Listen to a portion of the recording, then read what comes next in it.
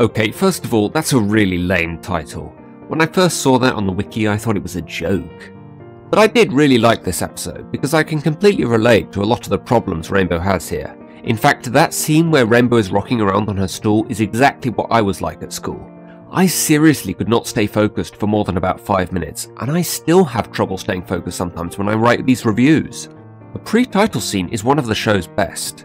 While I did think the pacing in it was a bit slow, and it is really dialogue heavy for a kids show, I can still appreciate what this scene is able to convey. We get a good early establishment of the conflict, as well as a good bit of subtle foreshadowing as to what the ultimate solution is going to be. There were also some fun transitions during the scene in Twilight's house that were unlike anything I've seen in the show before, and while Rainbow is rocking around on her stool, we get some of the best world building I've seen since Heartswarming Eve. General Firefly, eh? Does that mean the G1 show took place hundreds of years before this show? And did the censors at Hasbro think a whoopee cushion was too rude, so they made DHX change it to a horn? Kind of weird if that is the case, since this show has previously had characters saying things like, "No one gives a flying feather." I think this may also be the most use Twilight has gotten out of her wings so far. She's using them as props, subconsciously hovering in the air, kind of like Rainbow does a lot, and of course flying with her across Ponyville. I don't know what happened after the writing of Rainbow Falls. Seriously, why didn't Twilight think to join the Ponyville team? But it seems since that episode there's been far more of a focus on developing the fact that Twilight is an alicorn now. This is also probably the most development Twilight has had this season. I'm really liking how the focus is on her being an alicorn and not on her being a princess. As I mentioned in my Rarity Takes Manhattan review, I don't really like the idea of Twilight's life changing in some radical way just because she's a princess now. In fact, I think that's something people missed in the season premiere. We see there that she doesn't want to wear her crown or be called the princess by her friends. But we also see later when the guards go to her for orders that she's unfazed by taking on this new responsibility when she has to. She's not going to let it alter her life any more than it needs to. For all the controversy that's been surrounding this plot point ever since it was first announced, I think DHX have handled it pretty well. But back to the episode. Fluttershy's teaching technique of using visuals to illustrate what you are trying to learn was at least another chance to see the pets in action, but I can't help but think that the aforementioned Wonderbolts movie would have been a better alternative. I guess Fluttershy just really wanted to do something with the pets. I also think that this technique only really works when you are instructed to take notes, and therefore you have more of a reason to watch and take in what is happening. Now, Pinky's rap. I can't really decide if this is one of the funniest gags the show has had, or the dumbest thing ever. As a gag on its own, it does work quite well. I like the attention to detail of making it look like a 90s music video, with the change to a 4:3 aspect ratio and the reduction in picture quality. The idea of Pinky rapping does just seem to write itself as a gag. So as an isolated moment seen out of context, it was funny. It just doesn't seem like any thought went into tying it into the plot of the episode.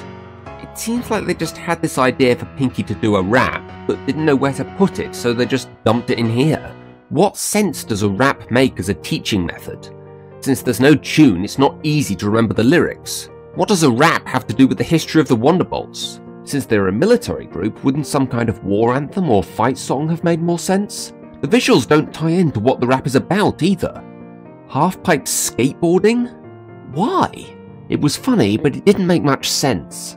Now, Rarity's teaching method made much more sense to me. It ties in with her personality, and she even takes the time to critique the outfits. Though I am a little puzzled as to how she was able to put these things together on the same day she found out about Rainbow's problem. Then of course you have Applejack, who learns through years of experience, which she admits isn't really an option for Rainbow. Still funny though to hear that Granny Smith discovered the Granny Smith. I guess they named it after her then. I'm kind of puzzled as to how Rainbow could have turned that cloud into a rain cloud. I know that it's reflecting her mood, but we saw in Hurricane Fluttershy that rain clouds have to get their water from Cloudsdale. But if Pegasi can just change them like that, then why is that tornado thing necessary? Well, anyway, I do like the learning technique that ends up working for Rainbow, because I know that subconsciously looking at things can help you learn. The only problem I have with this is that normally this technique takes a good few weeks of observing the same stuff over and over in order for it to properly get into your head. I think maybe this could have worked better if they'd had Rainbow only have a rough idea of the history after her first flight, and then after a few more trips back and forth, she had it memorized. But I do like the idea that Rainbow is so used to flying now that she just does things without even thinking about it. It's kind of like walking for us. You never have to think about putting one foot in front of the other, it just happens. So yeah, this was a really good episode. The pacing was kind of slow in places, and there was kind of a big exposition dump in the pre-title scene, but otherwise it touches on a lot of things I can really relate to, and it conveys a very believable message. Wait, what's this? 100%? Are you fucking serious? What? He only read the first page, for Christ's sake! And for that matter, what kind of examiner grades a paper 30 seconds after it's been given to them? You're telling me that after one day of learning the Wonderbolt's history, Rainbow was able to get a perfect score? Amy Keaton-Rogers, you wrote Philly Vanilli only a couple of months ago, where Fluttershy has that awesome remark about baby steps. That when a person, or pony, has a problem, it can often take a long time to fix it. But here, Rainbow's problem with learning things is literally fixed overnight. I know a lot of people have been comparing this episode to the Simpsons episode Bart Gets an F, and while I don't think the setup is quite the same, as Bart is more of an underachiever while Rainbow just has trouble learning, I do think that that episode has the right resolution with Bart just barely passing.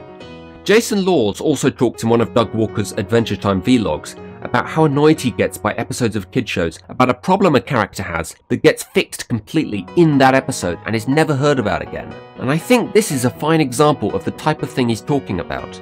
Man, what a shame that a pretty solid episode has to be somewhat tainted by literally the last 30 seconds.